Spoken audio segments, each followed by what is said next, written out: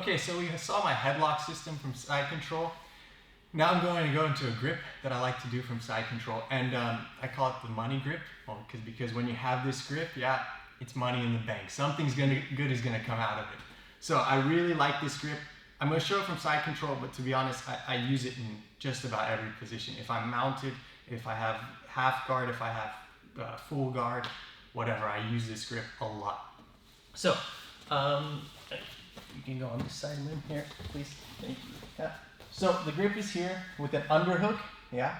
So I get when I'm in side control, I like to get really deep with my underhook and make myself small, okay. And now I'm trying to isolate this arm, okay. So the grip I'm looking for is here. I want to get this, okay. One hand is good, but the problem if I just have one hand is he can often power through it and exactly rotate out of it the way he was going by putting his arm back and getting out of it. So then I prefer two hands on one and get very, very tight. Yeah, very tight. Now I've isolated his arm, I can start working from here, okay? So this is the grip here. I get deep as possible. I really exaggerate it, pull it in, and this one isolates here on his wrist or his hand here, okay? I pull everything tight. Now, once I have this grip, it's very similar, well actually it's basically the same movements as the headlock. So if he pushes into me, yeah, then I'm gonna start crawling under him and sweep this way, okay? So that often happens. This one happens less, yeah, but some people will insist to push into you and really get tight, and that's when I start crawling under them. So once he starts pushing in, put my head on the mat, I start looking at him and rotating in, and then I try to sweep there. Okay, so here. So right here.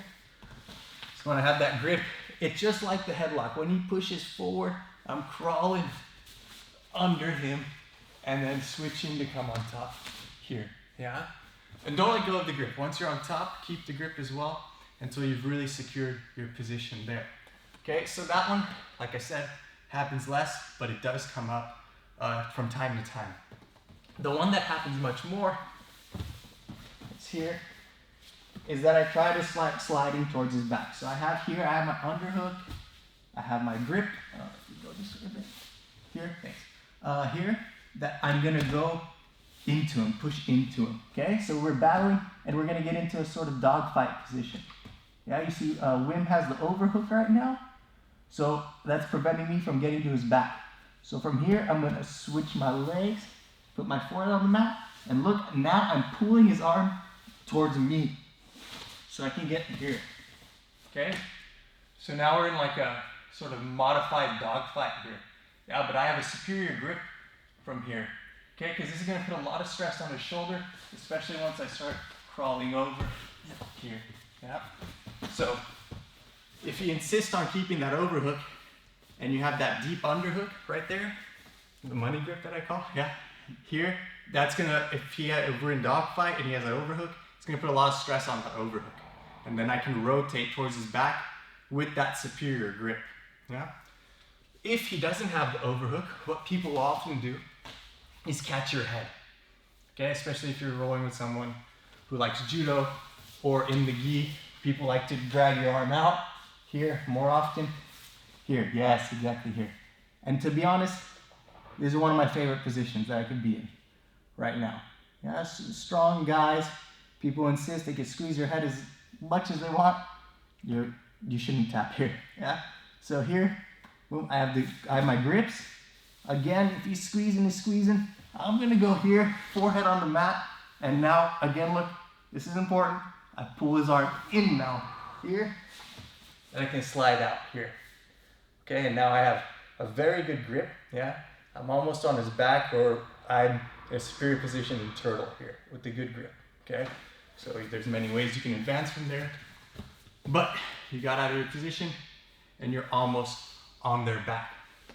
Okay, and then I'm gonna show one more scenario here, and this is my favorite situation, best case scenario. And again, this comes up very, very often. Same thing here, that I'm here, grip, everything's the same, but now, Wim collapsed on this hip, yeah? Yes, exactly, there, perfect, here. So look, now I'm searching for this hook with this leg, okay? So here I'm searching for this. Okay, now what's very important about this hook is, look, I don't put it like this. This isn't strong. Wim can just straighten his leg. He can like release the hook, yeah? So if, here I have, yeah, exactly, now I lose my hook. Yeah, so here, instead of doing this, I bring my knee in towards his knee on the ground, and I leg curl here. Yeah, and this makes a giant difference. A giant difference. And what it's gonna lead to is something very, very nice here. I'm gonna crawl under him, and look, you have a good grip, and now you have your twisters. You can go into the truck, or you can just keep your grip here and fight for the back here. Yeah? Okay, so but really the most important thing, because I've played this a lot and I would lose it often when I would do this hook here. Yeah? Here this hook is very weak. He straightens his leg, he's out, and now I have to work to get this again. So I'm here, boom, I leg curl, bring it up towards me. And now I can pull him onto me, and I can slide under. And now I have a variety of options here, yeah? So,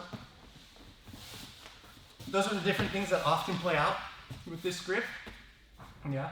We're gonna go deeper into it, but this last one I just showed by getting that hook is what I'm really focusing on when I'm in that position. That's what I really want to happen from there.